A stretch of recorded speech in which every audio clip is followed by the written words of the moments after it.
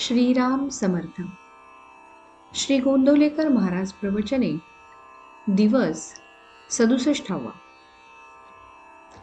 प्रपंचातील थोडी तरी चिकाटी भगवंतासाठी धरावी. लग्न करणे याला आपण सामान्यतः प्रपंच समजतो. लग्न ही फार पवित्र संस्था आहे. तिच्यामध्ये 2 जीवांचा उद्धार आहे.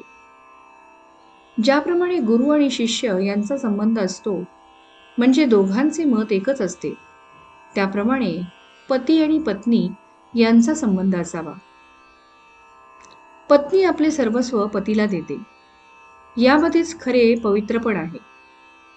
लग्नाचा पवित्रपणा ज्यावेळी नाहीसा होईल, त्यावेळी आपल्या धर्माचा पायाच उखडला असे समजावे. आपली अशी समजूत असते की लग्न केले तेव्हा सुख हे लागणारच.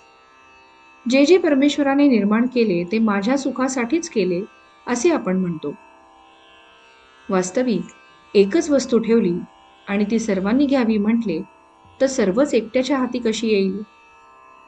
बायको म्हणते, मी माहेरी 16 वर्षे तपश्चर्या केली आणि आता त्यांच्या पदरात पडले, तेव्हा त्यांनी मला आता सुख द्यावे. पोरांना वाटते, आमची इतकी पुण्याई म्हणून यांना इतका पगार झाला, तेव्हा यांनी नाही का आमचे लाड पुरवू?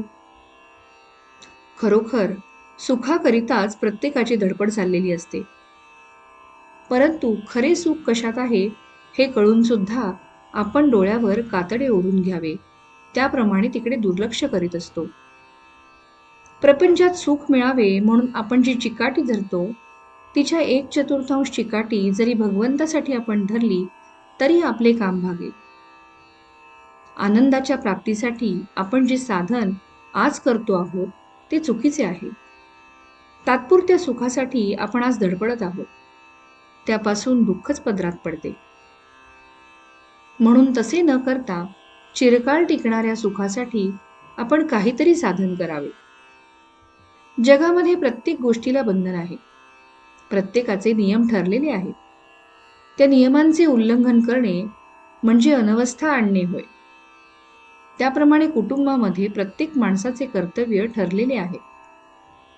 असे कर्तव्याचे वळण जिथे असते त्या घराला वळण आहे असे म्हणतात.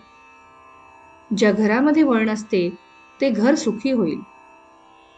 समजा आपण एक घर बांधले, त्यामध्ये दरवाजे केले, भिंतीला खिडक्या केल्या, वर आढ्याला झरोके केले. आता त्यापैकी झरोक्यांनी विचार केला की आम्ही का म्हणून लहान असावे, आम्ही दरवाजानितकेच मोठे होणार. असे म्हणून दरवाजानितके मोठे झाले.